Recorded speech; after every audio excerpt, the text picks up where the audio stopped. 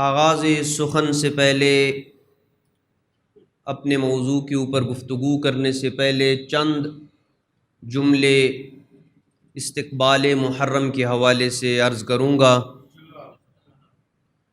1443 ہجری کا ہلال محرم افق آسمان پہ طلوع کر چکا ہے، اور ہر محسن شناس انسان کا دل اس وقت سوگوار ہے۔ یہ آپ کا سیاہ کپڑے پہن کے اپنی مصروفیات کو ترک کر کے صف ماتم پہ آ کے بیٹھ جانا، یہ سنت خاتم الرسل ہے اور سنت ائمہ ہے۔ امام موسیٰ کاظم علیہ السلام فرماتے ہیں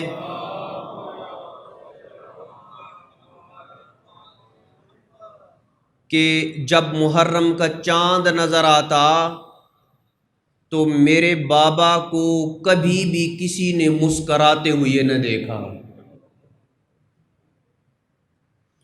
اور مسکرا بھی کیسے سکتے تھے؟ آپ کا اور میرا غم حسین پہ رونا ایک ایسا رونا ہے کہ ہم نے اس واقعے کو فقط سنا ہے، اور وہ اہل بیت کا گھرانہ جنہوں نے اپنے آباء و اجداد سے گویا اپنی آنکھوں سے اس کو دیکھا تھا۔ اسی وجہ سے سید الشہداء امام حسین علیہ السلام کے متعلق امام صادق علیہ السلام فرماتے ہیں کہ سید الشہداء اب بھی زندہ ہیں، وہ اپنی مقتل کو دیکھتے ہیں، اپنی مقتل گاہ پہ آنے والے زائرین کو دیکھتے ہیں، ان کی مجلس جہاں پہ برپا ہوتی ہے وہ مجلس میں آنے والوں کو دیکھتے ہیں۔ نہ فقط ان پہ دیکھتے ہیں بلکہ مجلس میں آنے والے ایک ایک شخص کے نام کو جانتے ہیں، اس کے شجرہ نسب کو جانتے ہیں، اس کے آباء و اجداد کو جانتے ہیں، اور پھر جو بھی مجلس میں آ کے گریہ کر رہا ہوتا ہے، امام صادق فرماتے ہیں کہ امام حسین اپنے نانا، اپنے بابا، اپنی ماں اور اپنی اماں زہرا کو یہ کہتے ہیں کہ ان مجلس میں آپ کے رونے والوں کے لیے دعائے مغفرت کریں، یہ میرے غم میں آ کے رو رہے ہیں، ان کی مغفرت کے لیے آپ اللہ سے دعا کریں۔ تو یہ غم انسان کے گناہوں کی مغفرت کا ذریعہ ہے۔ لہٰذا میرے دوستو، میرے بزرگوں، عزاداران سید الشہداء، ان دنوں کو کوشش کریں کہ ویسے منائیں جیسے ائمہ علیہم السلام منایا کرتے تھے۔ جس طرح آپ اپنا صلوات بھیجیں محمد و آل بیت محمد،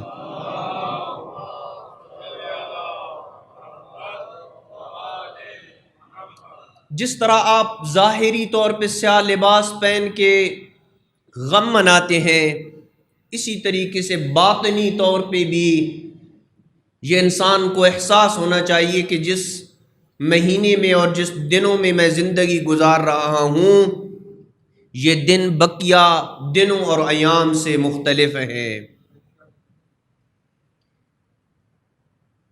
اس وجہ سے انسان مومن کو فقط سیاہ لباس ہی نہیں پہن لینا چاہیے، فقط کالے کپڑے پہن لینا غم کی علامت نہیں ہے، بلکہ انسان کے سارے اعمال اور اس کا پورا کردار یہ بتائے کہ محرم آ گیا ہے۔ اس وجہ سے کوشش کرنی چاہیے کہ محرم کو ایسے منائیں جیسے اہل بیت منایا کرتے تھے۔ صلوات بھیجیں محمد و آل بیت محمد کی ذات پہ۔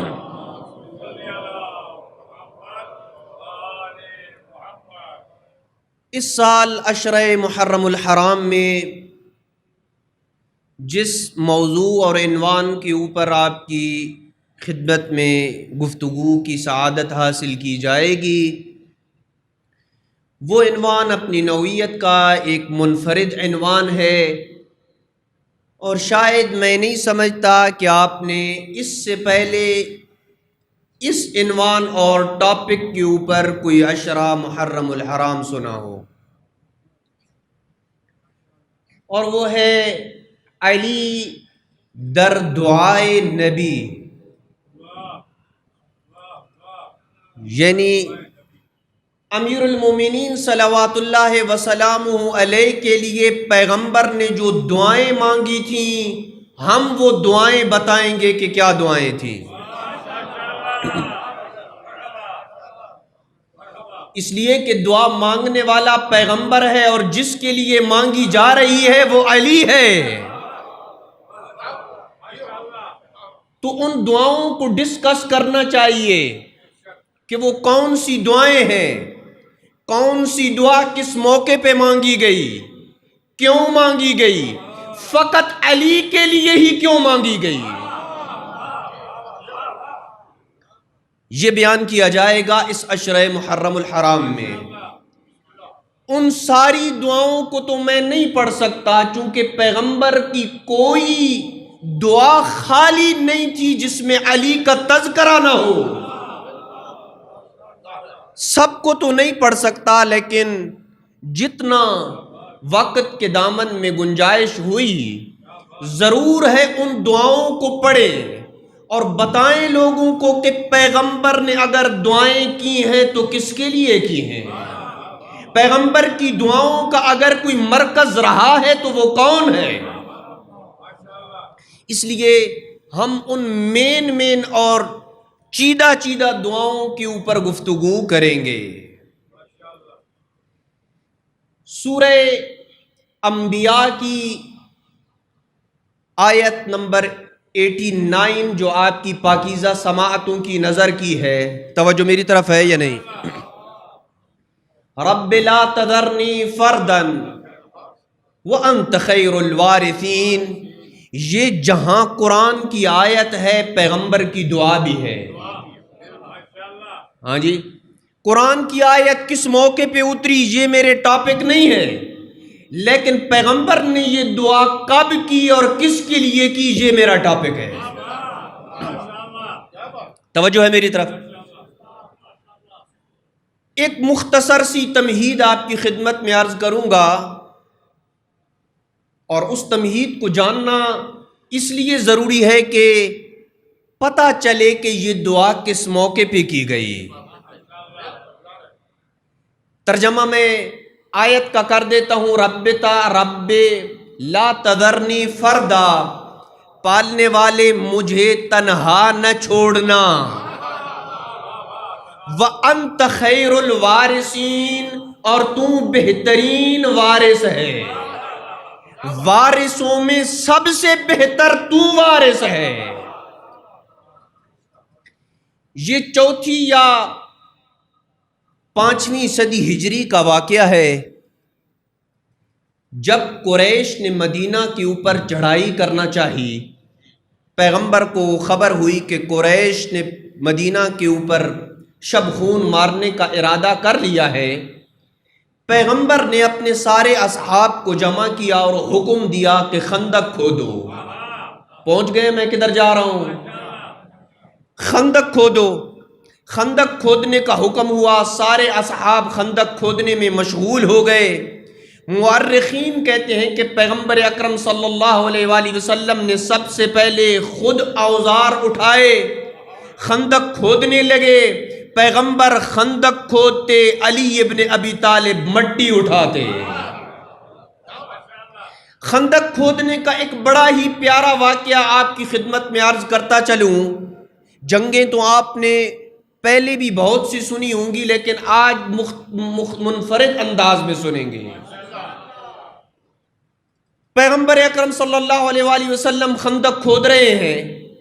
جابر بن عبداللہ انصاری کہتے ہیں کہ اچانک ایک عظیم الشان اعلان ہوا۔ کیا اعلان ہوا؟ بِأَبِي مَن يَحْفُرُ وَجِبْرِيلُ يَكْنُسُ بَيْنَ يَدَيْهِ وَمِيكَائِيلُ يُعِينُهُ وَلَمْ يَكُنْ يُعِينُهُ أَحَدًا قَبْلَهُ مِنَ الْخَلْقِ۔ فرمایا پیغمبر اکرم نے میرے ماں باپ قربان ہو جائیں اس پہ جو خود خندق کھود رہا ہے، میکائیل اس کی مدد کر رہا ہے، جبریل مٹی اٹھا رہا ہے۔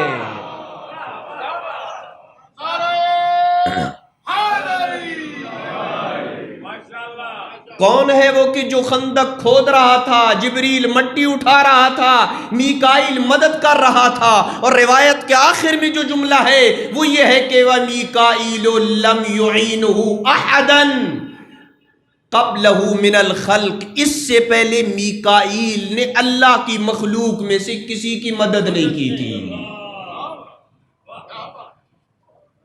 بس علی ابن ابی طالب کی خدمت کے لیے ملائکہ آیا کرتے تھے۔ یہاں رک کے آپ سے ایک سوال کروں، علی ابن ابی طالب تنہا خندق کھود رہے تھے یا دیگر بھی اصحاب کھود رہے تھے؟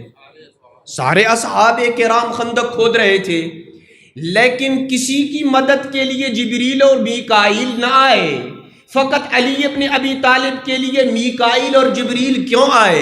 جبریل کیوں مٹی اٹھا رہے تھے؟ میکائیل کیوں علی ابن ابی طالب کی مدد کر رہے تھے؟ یہ سارا ماجرا اس وقت عیاں ہو جاتا ہے جب خندق کھودنے کے سارے سلسلے پہ ایک بصیرانہ نگاہ ڈالی جائے تو پتہ چلا سارے اصحاب اپنے حصے کا کام کر رہے تھے، سب کی خندق کھدائی کا کام الگ تھا، علی کی خندق کھدائی کا کام الگ تھا۔ پیغمبر کے آواز پہ اللہ کی نگاہ کبریائی نے عادلانہ نگاہ دیکھی، جبریل کو حکم ہوا جبریل تو بھی زمین پہ اتر، میکائیل تو بھی زمین پہ اتر۔ ایک جبرائیل آگے بڑھ کے تو علی کی کھودی ہوئی مٹی کو اٹھا اور میکائیل تو علی کی مدد کر۔ خندق کھد گئی۔ قصہ مختصر، عمر ابن عبد ود کسی طریقے سے خندق پھلانگ کے آ گیا۔ میں جا رہا ہوں اس دعا کی طرف جو پیغمبر نے کی تھی۔ عمر ابن عبد ود خندق پھلانگ کے جب آیا، بلند آواز سے آ کے للکارا، یا ایھا الناس، اے محمد کے صحابیوں، تمہارا یہ دعویٰ ہے ان قتلانا فی الجنہ، جو ہماری صفوں میں مر جائے وہ جنتی ہے، اور جو ہم کفار کی صفوں میں مر جائے وہ جہنمی ہے۔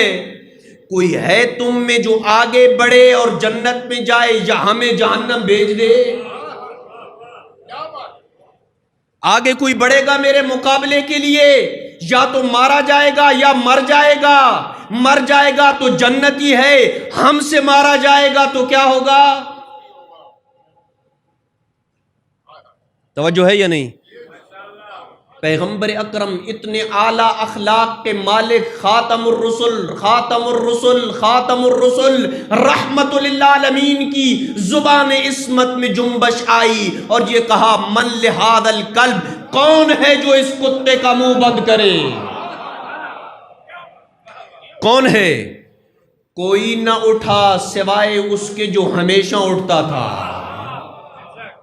علی ابن ابی طالب اٹھے، کہا بیٹھ جاؤ، ابھی مجھے ذرا پرکھنے دو کہ کوئی اور بھی اٹھتا ہے یا نہیں، کل کوئی یہ نہ کہے کہ پیغمبر نے ہمیں موقع ہی نہیں دیا تھا۔ علی ابن ابی طالب بیٹھ گئے۔ ادھر عمر ابن عبد ود کی جسارتیں بڑھنے لگیں، کبھی ادھر سے دوڑ کے آتا، اپنے گھوڑے کو خندق کے ارد گرد چکر لگاتا، کبھی پیغمبر اکرم کے خیمے کے قریب آتا اور آ کے کہتا ہے کوئی نہیں ہے جو میرے مقابلے میں آئے۔ ایک مرتبہ پھر علی ابن ابی طالب کھڑے ہوئے، کہا انا ابارزہ یا رسول اللہ، مجھے حکم دیجئے، آج ایسی ذوالفقار چلے گی کہ مورخ تاریخ لکھنے سے عاجز آ جائے گا۔ کہا علی بیٹھ جائیے۔ امیر المومنین پھر بیٹھ گئے۔ ادھر ایک اور جسارت کی، عمر ابن عبد ود آگے بڑھا، اس نے اپنا نیزہ پیغمبر کے نیزے میں آن مارا اور کہا کہ محمد یا خود نکلو یا اپنے جیسا میری طرف بھیجو۔ اب آؤ، اپنے جیسا کون ہے؟ بھرے قرآن میں اگر کسی کو پیغمبر نے اپنا کہا ہے تو وہ کون ہے سوائے علی ابن ابی طالب کے؟ کوئی نہیں۔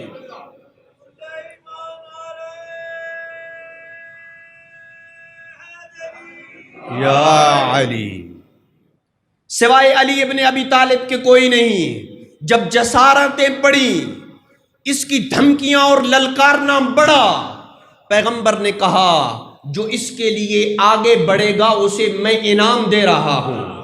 کون سا انعام دے رہا ہوں؟ کہا من یبارز من یقوم الی مبارزتہ فلہ الامامۃ بعدی، جو اس کے مقابلے کے لیے آگے بڑھے گا وہ میرے بعد امام ہوگا۔ جو اس کے مقابلے کے لیے آگے جائے گا وہ میرے بعد امام ہوگا۔ اب اٹھا لے شیعہ سنی تاریخ، خندق کے میدان میں عمر ابن عبد ود کے مقابلے کے لیے اگر کوئی گیا ہے تو فرزند ابو طالب گیا ہے، علی ابن ابی طالب کے علاوہ کوئی نہیں گیا۔ امیر المومنین پھر کھڑے ہوئے، کہا علی بیٹھ جاؤ۔ امیر المومنین پھر بیٹھ گئے۔ ادھر اس نے چند اشعار پڑھنا شروع کیے عمر ابن عبد ود میں بالکل قریب پہنچ گیا دعا کے لیے۔ عمر ابن عبد ود نے اشعار پڑھے۔ کیا تھے وہ اشعار؟ کہا وَلَقَدْ بُحِحْتُ مِنَ النِّدَاءِ فَهَلْ مِن مُبَارِز، پکار کے للکار للکار کے میرا گلا بیٹھ گیا ہے، کوئی آنے والا نہیں ہے۔ اتنا پکار رہا ہوں میں، کوئی محمد تیرے اصحاب میں سے نہیں ہے جو آگے بڑھے، جو میرے مقابلے کے لیے آگے آئے۔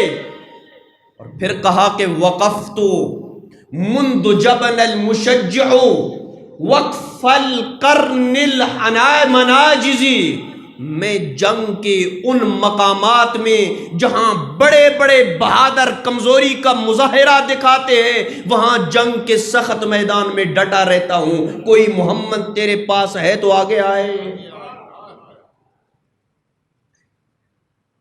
مورخین نے لکھا ہے کہ اصحاب کی صورتحال کیا تھی؟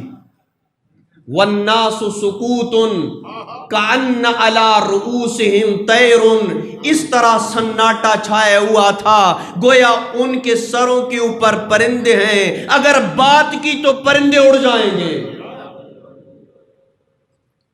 اس طرح خاموشی کا عالم، سناٹا۔ علی بار بار اٹھ رہے ہیں، پیغمبر اجازت نہیں دے رہے۔ جب چوتھی بار پھر علی ابن ابی طالب اٹھے نا تو پیغمبر نے کہا یا علی جانتے ہو یہ کون ہے؟ یہ تنہا 1000 بندے سے لڑنے والا ہے، یہ اتنا بہادر ہے، یہ اتنا جنگجو ہے، اس کی شہرت پورے عرب میں مشہور ہے۔ جب پیغمبر نے یہ کہا نا تو علی نے کہا کہ یا رسول اللہ اگر وہ عمر ابن عبد ود ہے تو میں فرزند ابو طالب ہوں۔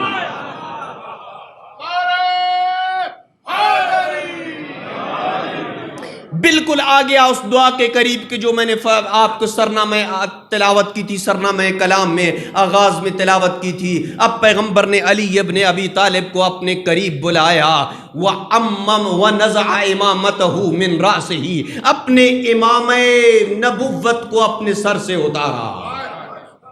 منظر دیکھنا خندق کے میدان میں منظر کون سا بنا ہے۔ اب وَنَزَعَ إِمَامَتَهُ مِنْ رَأْسِهِ، اپنے امام نبوت کو اپنے سر سے اتارا، وَعَمَّمَهُ بِهَا، اور امامہ کھول کے نئے سرے سے علی کے سر پہ باندھا۔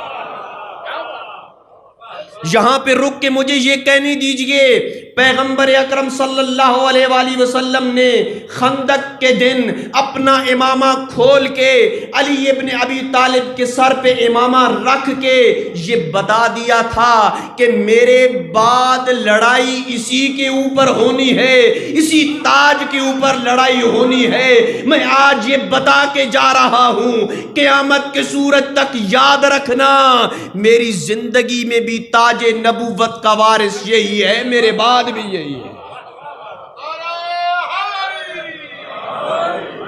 میری زندگی میں بھی اس امام کا وارث علی ہے۔ اور میرے جانے کے بعد بھی امام کا وارث علی ابن ابی طالب ہے۔ پیغمبر کی ایک زرہ تھی جس کا نام ذات الفصول ہے۔ کیا ہے اس زرہ کا نام؟ ذات الفصول۔ پیغمبر نے اپنی زرہ کھولی، علی ابن ابی طالب کو زرہ پہنائی اور دعا کے لیے ہاتھ بلند کیے، کہا اللہم، کتنا کوئی پیارا تھا پیغمبر کو علی ابن ابی طالب۔ دعا کے لیے ہاتھ بلند کیے، کہا اللہم محفظ ہو، اللہم محفظ ہو۔ جو مجلس سننے کے لیے آئے وہ میری طرف توجہ کیجئے۔ اللہم محفظ ہو عن یمینہ وعن شمالہ وعن یدیہ وعن خلفہ وعن فوقہ وعن قدمیہ۔ اے اللہ، علی میدان کی طرف جا رہا ہے، اپنی حفاظت کی باڑ اور حصار لگا دے علی کے ارد گرد۔ یہ حصار کا لفظ میں نے استعمال کیا ہے، پیغمبر کا لفظ یہ ہے، اے اللہ، علی کی آگے سے بھی حفاظت فرما، پیچھے سے بھی حفاظت فرما، دائیں طرف سے بھی حفاظت فرما، بائیں طرف سے بھی حفاظت فرما، اوپر سے بھی حفاظت فرما، نیچے سے بھی حفاظت فرما۔ پس کہنے دو جو پیغمبر کی دعاؤں میں کی حصار میں جائے، عمر ابن عبد ود اس کا کیا بگاڑ سکتا ہے؟ پیغمبر کی دعا علی ابن ابی طالب کے ساتھ ہوئی۔ اب جو اگلا کام خندق کے میدان میں پیغمبر نے کیا ہے نا، انسان کو علی ابن ابی طالب کے فضائل سن کے اس کے اوپر اگر رونا نہ آئے، فضائل پہ، مصائب کی بات نہیں کر رہا، فضائل پہ اگر رونا نہ آئے تو انسان اپنے ایمان پہ نظر ثانی کیجئے۔ پیغمبر اکرم صلی اللہ علیہ وآلہ وسلم نے اپنا ایک امامہ تو اتار کے علی کو دے دیا تھا، دوسرا امامہ پیغمبر نے اپنے سر پہ رکھا۔ روایت کہتی ہے نزع رفع امامتہ، پیغمبر اکرم نے اپنا دوسرا امامہ اپنے ہاتھوں پہ لیا، ورفع یدیہ الی السماء، اور اپنے دونوں ہاتھوں کو آسمان کی طرف بلند کیا۔ اب اصحاب کا مجمع ہے، پیغمبر کے ہاتھ اٹھے ہوئے ہیں، امامہ آسمان کی طرف ہے اور دعا کر رہے ہیں، اللہم انک اخذت عبید بن حرث یوم البدر، اے اللہ، تو نے بدر کے دن عبیدہ مجھ سے لے لیا، بدر کے دن تو نے عبیدہ مجھ سے لے لیا، وحمزۃ عبد بن عبد المطلب یوم الاحد، اور احد کے دن تو نے مجھ سے میرا چچا حمزہ لے لیا۔ ھذا اخی علی ابن ابی طالب، یہ میرا بھائی علی ابن ابی طالب ہے، فاحفظ علی اليوم، آج علی اللہ تیری حفاظت کے حوالے ہے۔ گویا کہہ رہے تھے اے اللہ میرا عبیدہ بھی چل گیا، اے اللہ میرا حمزہ بھی چلا گیا، اگر میرے دامن میں کچھ بچا ہے تو علی ہے، آج علی کی حفاظت کیجئے۔ امامہ اٹھا ہوا ہے پیغمبر کا، ہاتھ اٹھے ہوئے ہیں پیغمبر کے، اور دعا کہہ رہے ہیں اے اللہ عبیدہ چلا گیا، حمزہ چلا گیا، علی کی حفاظت کر، رب لا تذرنی فردا، اے اللہ آج پیغمبر کو تنہا نہ چھوڑنا، وَأَنْتَ خَيْرُ الْوَارِثِينَ، اور تو بہترین وارث ہے۔ اسی دعا کے اوپر مجھے رکنا ہے۔ صلوات بھیجئے محمد و اہل بیت محمد کی ذات پہ۔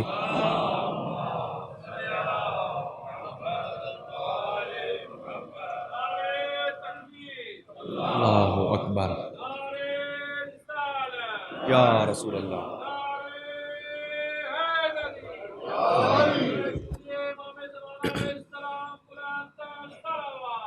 اللہم صلی علی محمد۔ یہ کتنا عشق ہے رسول خدا کا علی ابن ابی طالب سے،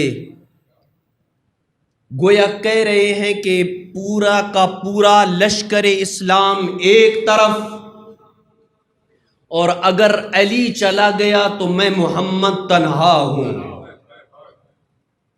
یہ چھوٹی بات نہیں ہے، یہ بہت بڑی بات ہے۔ یا رسول اللہ، تیرے اصحاب، تیرے متوالے تم پہ جان چھڑکنے والے موجود ہیں، لیکن پھر بھی پیغمبر کہہ رہے ہیں علی کے بغیر محمد تنہا ہے۔ پیغمبر اکرم صلی اللہ علیہ وآلہ وسلم کی کوئی مشن بھی اگر کامیابی سے ہمکنار ہوا ہے تو وہ علی ابن ابی طالب کی برکت سے۔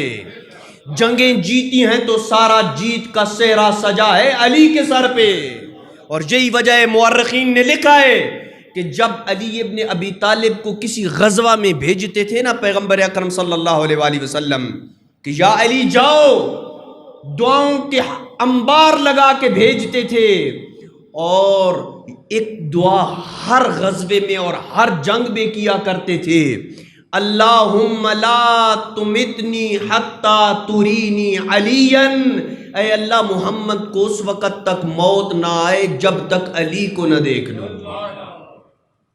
جب تک علی کسی جنگ سے اور غزوے سے واپس نہیں آ جاتا اس وقت تک وہ محمد کے جو اللہ سے لقاء اور اللہ سے ملاقات کا اتنا شوق رکھنے والا ہے، وہ یہ کہہ رہا ہے جب تک علی کی زیارت نہ کر لوں، جب تک علی ابن ابی طالب واپس نہ آ جائیں اس وقت تک مجھے موت نہ آئے۔ یہی وجہ ہے کہ پیغمبر اکرم صلی اللہ علیہ وآلہ وسلم نے یہ کیوں کہا کہ اگر علی چلا گیا آج خندق کے دن تو پیغمبر کیا ہو جائیں گے؟ اکیلے رہ جائیں گے۔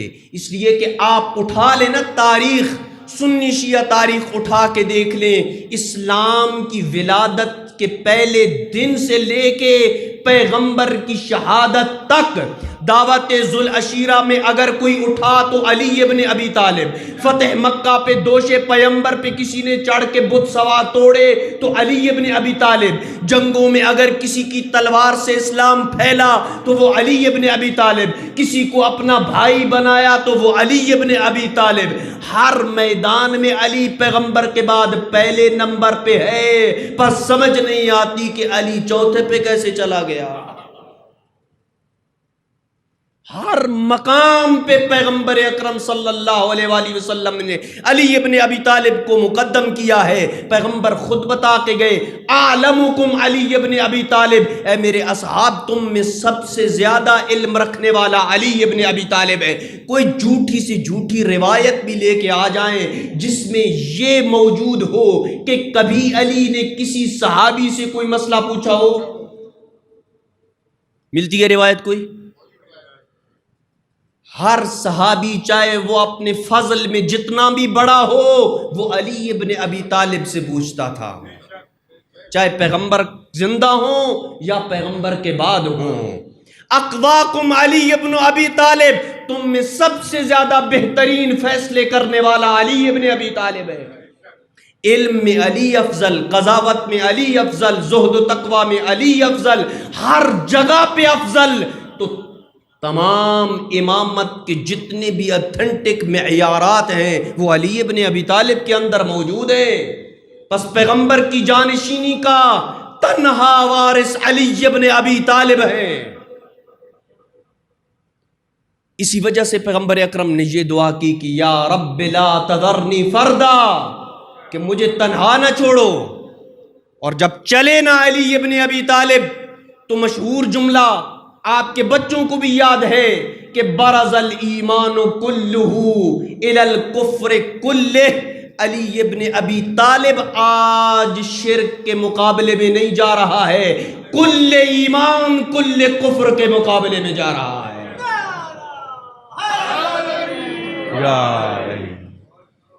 یہ نہیں کہا کہ علی جا رہا ہے عمر بن عبد ود کے مقابلے میں، کل ایمان جا رہا ہے کل کفر اور کل شرک کے مقابلے میں۔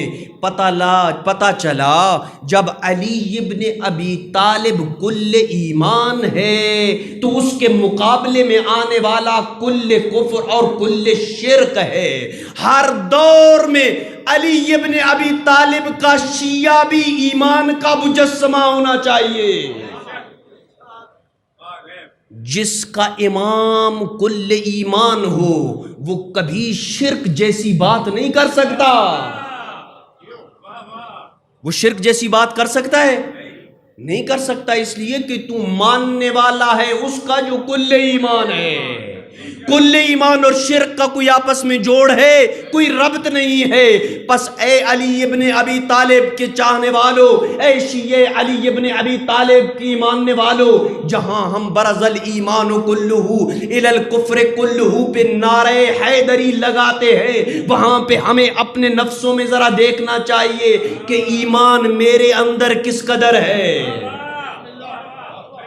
ایمان میرے اندر کس قدر ہے۔ اور جب میں میدان میں نکل رہا ہوں تو میرے مقابلے میں آنے والا کون ہے؟ اگر تیرے مقابلے میں آنے والا اہل شرک ہے تو سلام کر اپنے ایمان کو کہ تو اس کے ماننے والا ہے کہ جو کل ایمان ہے۔ جس طرح وہ خندق کے میدان میں کفر اور شرک کے مقابلے میں نکلا تھا، تو بھی آج کفر اور شرک کے مقابلے میں برسر پیکار ہے۔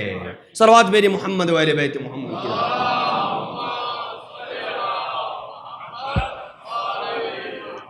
مکمل کرتا چلوں واقعہ خندق کو۔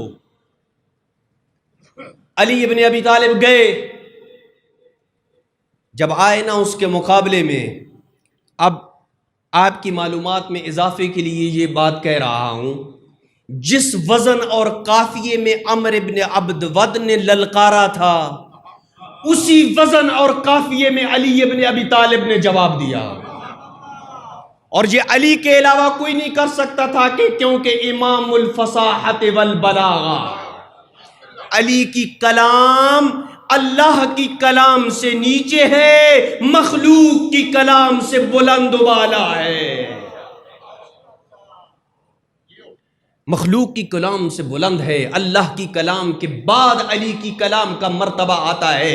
جو اس نے للکارا تھا نا، علی ابن ابی طالب آگے پڑھے اور کہا لا تعجلن فقد اتاک مجیب صوتک غیر عاجز، جلدی نہ کر تیری آواز کا جواب دینے والا آ گیا ہے۔ لا تعجلن، اور اس نے تو اتنا کہا تھا نا کہ آ اور کوئی مجھ سے لڑ۔ امیر المومنین نے کچھ آگے بھی کہا انی لارجو اقیم علیک نائحۃ الجنائز، میں امید کرتا ہوں کہ تیرے جنازے پہ بین کرنے والی عورتوں کا بندوبست کروں گا۔ کیسے؟ خود مولا نے کہا من ضربت تفنا ویبقا ذکرها عند الحزازی، میں ایک ایسی ضرب چلاؤں گا جو ضرب تو ختم ہو جائے گی، جو وار تو ختم ہو جائے گا، لیکن بڑے بڑے مارکوں میں اس کا ذکر باقی رہے گا۔ اور یہی وجہ ہے کہ جب علی ابن ابی طالب نے وار کیا تو کیا پڑھتے ہو؟ پیغمبر نے بھی کہا کہ ضربت علی یوم الخندق افضل من عبادت الثقلین، علی کی ایک ضربت ثقلین کی عبادت سے افضل ہے۔ مجھے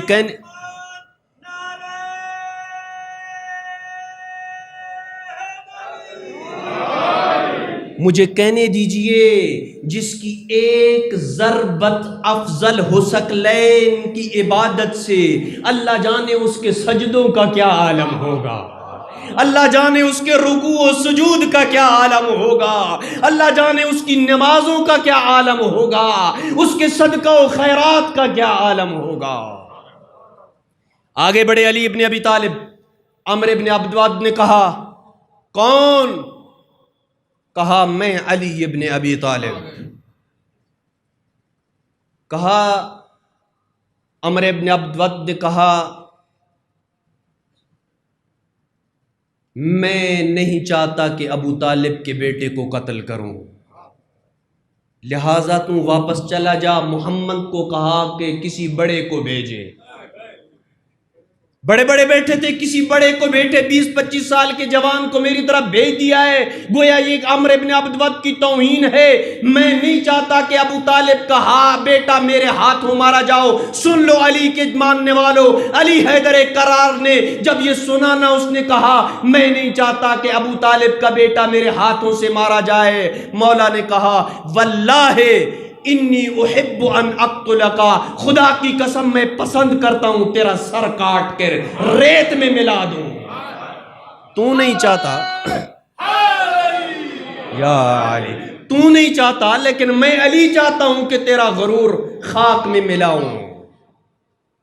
وہ آگے بڑھا، وہ گھوڑے پہ تھا، علی پیدل تھے۔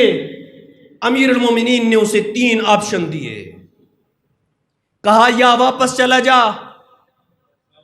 یا اسلام قبول کر لے، یا پھر عدل کا تقاضا ہے، میں نیچے ہوں تم بھی نیچے آ جا۔ اس نے عملی جواب دیا، پریکٹیکل جواب دیا، چھلانگ لگائی، ایک وار کیا، گھوڑے کی 4 ٹانگوں کو کاٹ دیا۔ یہ بتا رہا تھا یا مارا جاؤں گا یا مر جاؤں گا، واپسی کا سوال ہی پیدا نہیں ہوتا، واپسی کا سوال نہیں پیدا ہوتا۔ مکہ اور مدینہ کی خواتین مجھے تانے دیں گی، اتنا بڑا بہادر 20-25 سال کے جوان سے بھاگ کے واپس آ گیا۔ امیر المومنین آگے بڑھے، وہ بھی آگے بڑھا، اس نے شجاع تو وہ تھا، اس میں تو کوئی شک نہیں، 1000 بندے سے اکیلا لڑنے والا تھا۔ اس نے وار کیا، اتنا سخت وار تھا، علی حیدر کرار نے اپنی پوری قوت سے وار کو روکنے کے باوجود تلوار کی ایک کاٹ علی کی پیشانی پہ لگی، خون کی دھار نکلی، اور اب ذوالفقار ایمان رگے کفر کو کاٹنے کے لیے نیام سے نکلی۔ جب علی ابن ابی طالب نے وار کیا نا بلند ہو کے اور اس کی دونوں ٹانگوں کو کاٹ دیا، وہ گرا، علی اس کے سینے پہ سوار ہو گیا۔ اب یہاں پہ علی کفر کو مٹا رہے ہیں، کافر کو نہیں۔ یہاں پہ میں رکوں گا، ایک درس دے، علی ابن ابی طالب نے اس خندق کے میدان میں بڑے درس دیے ہیں۔ آپ سنتے ہیں نا، اس نے گستاخی کی اور علی ابن ابی طالب اٹھائے، اس لیے کہ اگر علی ابن ابی طالب نے قتل کرنا ہوتا کافر کو، اس وقت فوراً اپنا انتقام بھی شامل حال کرتے اور اس کو قلم کر دیتے، لیکن کفر کو مٹانے آئے تھے، کافر کو نہیں۔ اور یہی منہج تبلیغ ہے، یہی روش تبلیغ ہونی چاہیے میری اور آپ کی، کہ برائی کو مٹانا ہے، برے کو نہیں مٹانا۔ اگر ہم سب نے بروں کو مٹا دیا تو برائی کی رہے گی نہیں۔ ہم نے برے، اور اس کے لیے ایک یہیں پہ اس خندق کے اس میدان کو روک کے آپ کو اس بات کو سمجھانے کے لیے ایک واقعے کی طرف لے کے جا رہا ہوں۔ توجہ میری طرف ہے یا نہیں؟ کمبر خادم علی ابن ابی طالب کا نام تو سنا ہوگا، جنہوں نے کمبر کا نام سنا ہے وہ ذرا اتنی بلند آواز سے صلوات بھیج دیں۔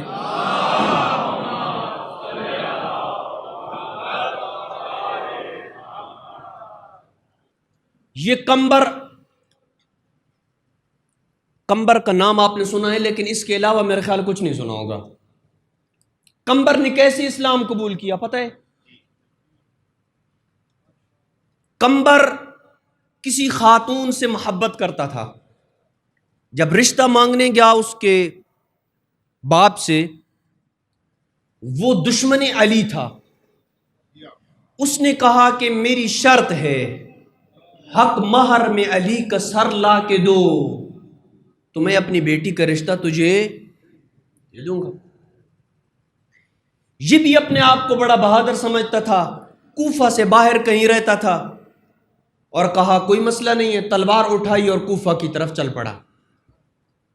یاد رکھنا، علی، یہ واقعہ کس لیے بیان کر رہا ہوں، علی نے اپنی پوری زندگی کعبہ ولادت سے لے کے مسجد کوفہ شہادت تک کفر کو مٹایا ہے، کافر کو نہیں مٹایا ہے، اس کے لیے یہ بیان کر رہا ہوں۔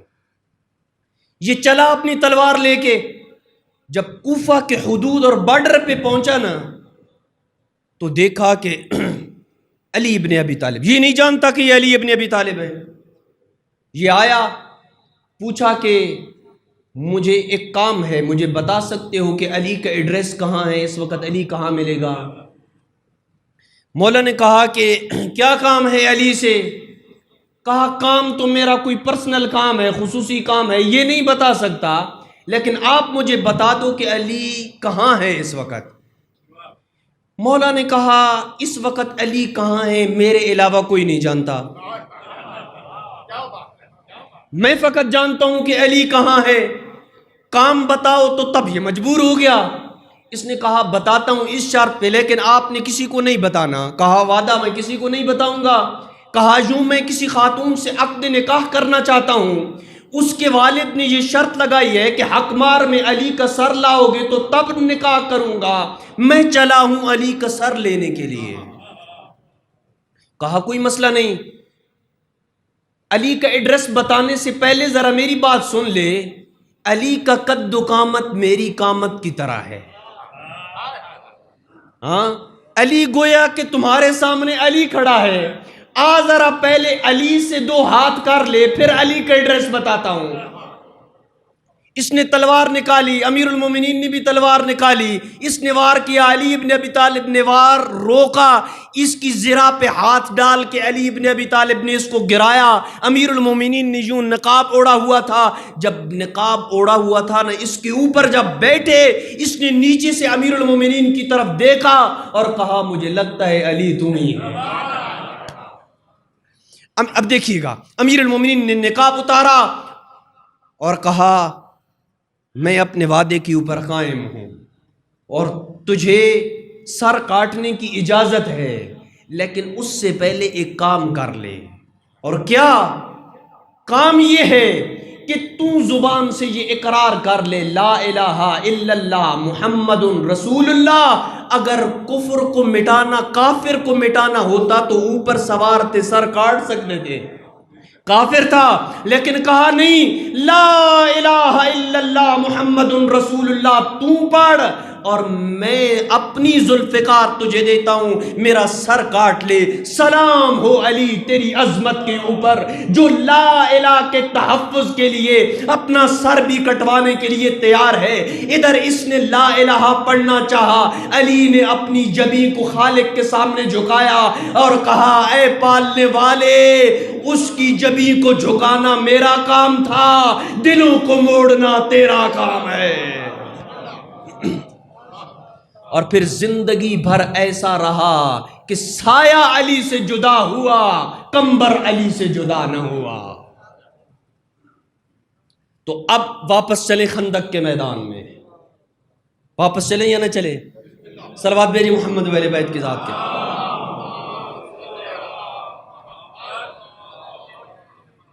علی ابن ابی طالب ہیں عمرو ابن عبد کے اوپر، اس نے گستاخی کی، علی ابن ابی طالب واپس آئے، دوبارہ پھر آئے، اس کے سر کے اوپر سر کاٹا، غبار بڑھا، تکبیر بلند ہوئی، اصحاب نے دیکھا ایک ہاتھ میں علی کی تلوار ہے، دوسرے ہاتھ میں عمرو ابن عبد کا سر ہے، اور علی بڑی رعونت اور فخر و مباحت کے ساتھ چل رہے ہیں۔ پیغمبر نے جب دیکھا نا تو کسی منافق نے کہا کہ یہ تو بڑی تکبرانہ چال ہے، علی تو آج اس طرح چل رہے ہیں جس طرح متکبر چلتا ہے۔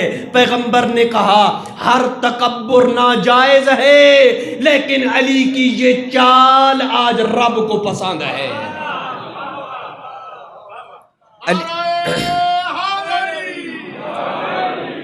علی کی یہ چال رب کو پسند ہے۔ جب آئے نا تو پھر تمغہ دیا، ضربت علی یوم الخندق۔ آپ نے یہاں تک سنا ہوا ہے، لیکن اگلا جملہ آپ کو نہیں سنایا جاتا کہ علی کی ایک ضربت ثقلین کی عبادت سے افضل ہے۔ پیغمبر اکرم صلی اللہ علیہ وآلہ وسلم نے فرمایا، جو اگلا جملہ فرمایا نا وہ اس سے زیادہ قیمتی ہے۔ فرمایا لو وزن عمل علی ابن ابی طالب بعمل جمیع اصحاب رسول اللہ، اگر علی کے خندق کے دن کا ایک عمل پیغمبر اکرم کے سارے اصحاب کے اعمال سے تولا جائے، علی کا ایک عمل ایک طرف، سارے اصحاب کے اعمال ایک طرف۔ اور شیخ مفید علیہ رحمہ نے ربیعۃ السعدی جو بصرہ کا رہنے والا ہے اس سے یہ واقعہ نقل کیا ہے، یہ بصرہ کی بات کر رہا ہوں۔ بصرہ سے یہ ربیعۃ السعدی مدینہ میں آتا ہے اور کہتا ہے کہ لوگ علی ابن ابی طالب کی فضیلتوں کو برداشت نہیں کرتے، حذیفہ تم پیغمبر کے بڑے پیارے اور قریبی ساتھی ہو، کوئی فضیلت آج ایسی بتاؤ نا علی ابن ابی طالب کی کہ لوگوں کو بتائیں تو لوگوں کے دل خوش ہو جائیں، وہ اس کو مانیں جو فضیلت تم نے سنی ہو۔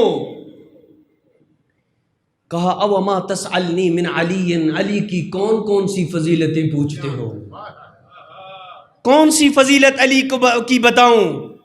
کہا لو وزن جمیع اعمال امت رسول اللہ، اگر امت رسول، اصحاب کی نہیں، امت رسول کے سارے اعمال کو ترازو کے ایک پلڑے میں رکھا جائے اور علی ابن ابی طالب کے خندق کا ایک عمل ترازو کے دوسرے پلڑے میں رکھا جائے، لرجح عمل علی ابن ابی طالب علی جمیع اعمالہم، کائنات کے سارے امتیوں کے اعمال کا پلڑا اٹھتا نظر آئے گا، علی کے اعمال کا پلڑا جھکتا نظر آئے گا وزن کی وجہ سے۔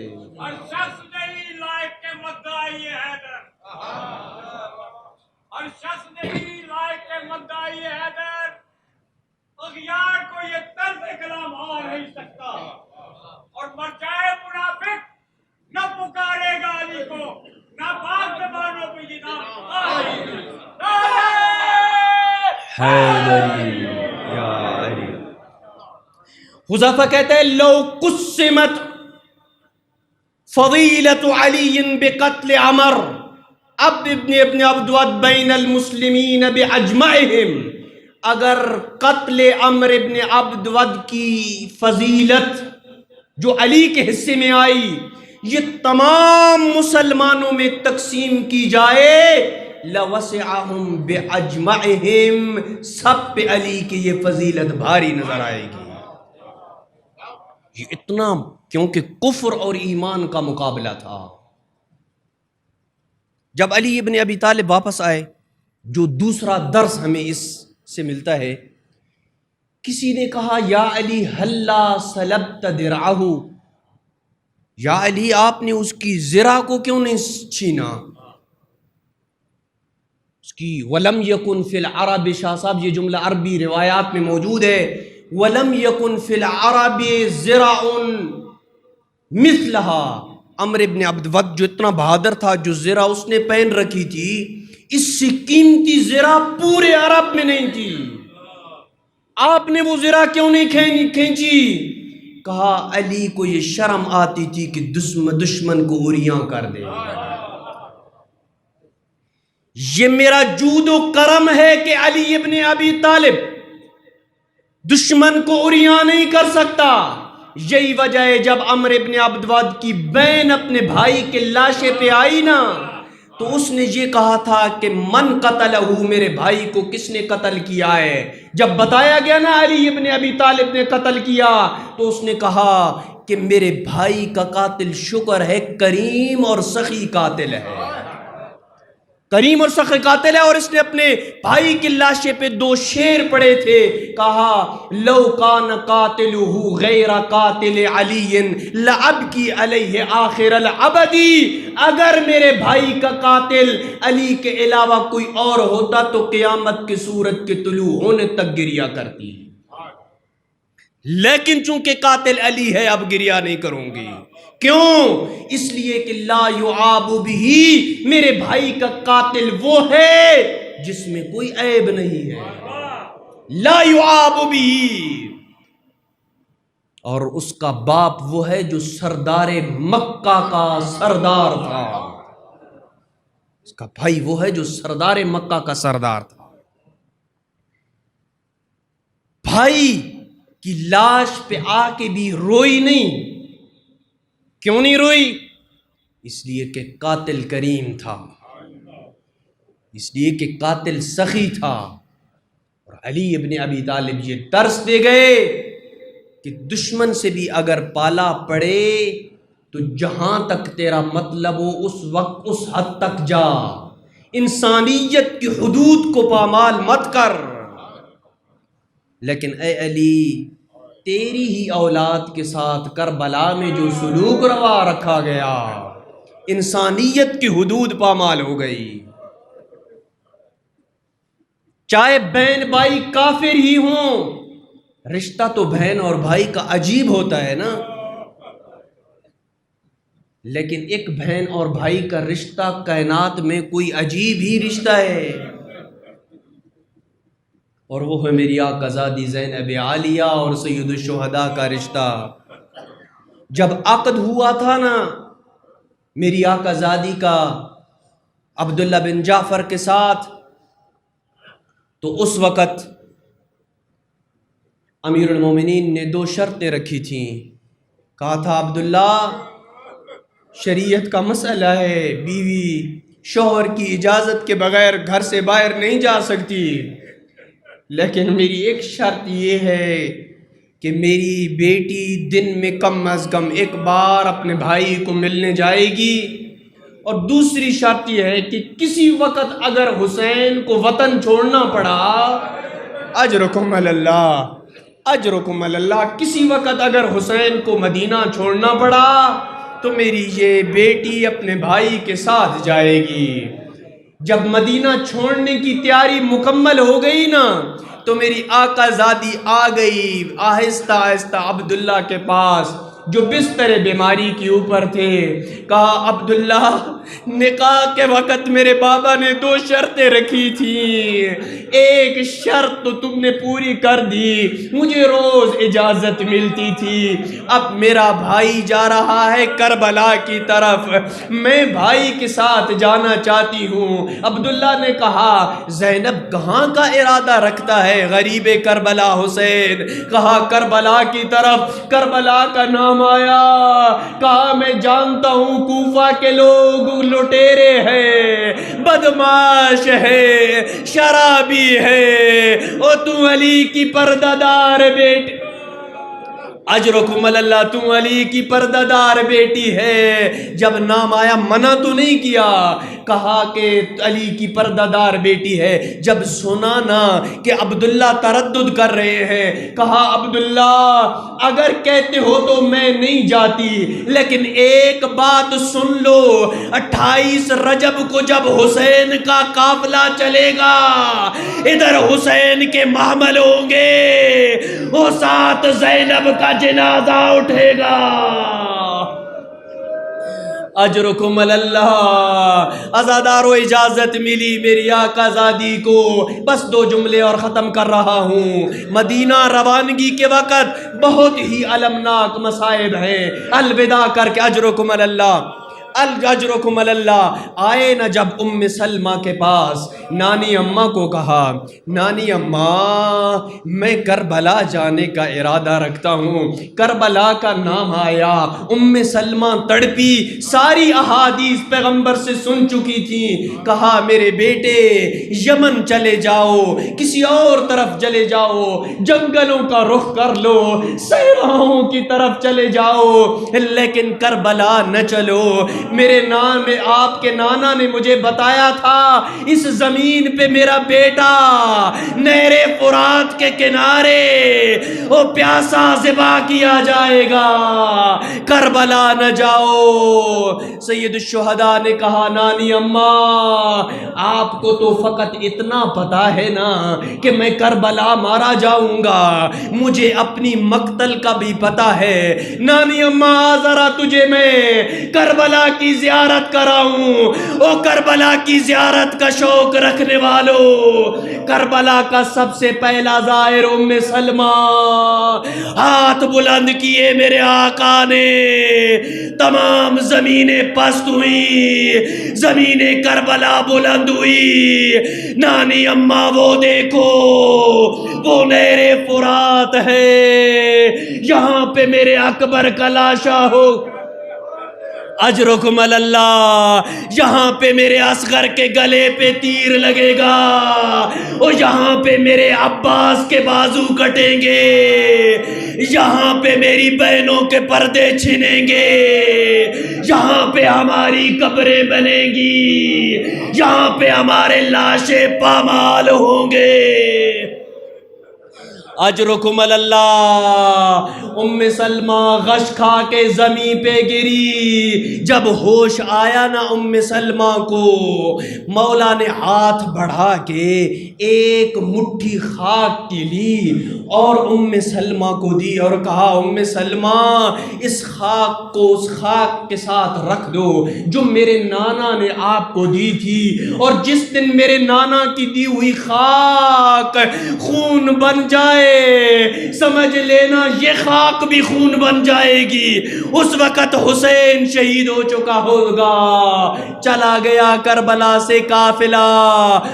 سلمہ کا دستور ہے، سو وہ بھی خاک کو دیکھتی ہیں، شام بھی خاک کو دیکھتی ہیں۔ خاک خاک ہے، خون نہیں بدلا۔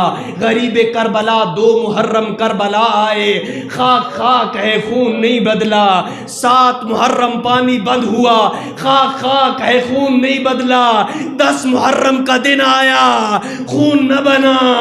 عصر عاشور کو جب زمین و آسمان کے درمیان الا قد قتل الحسین بکربلا، غریب کربلا مارا گیا، یہ ندا بلند ہوئی۔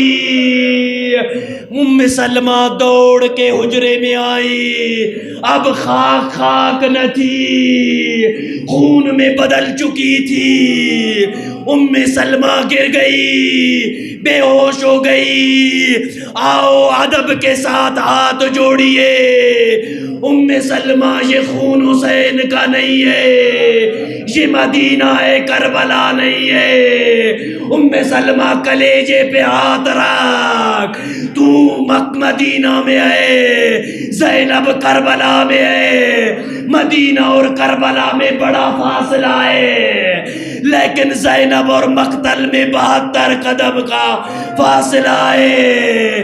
او شمر کے خنجر کی روانی تھی، او شمر سینے پہ سوار تھا، حسین کہہ رہا تھا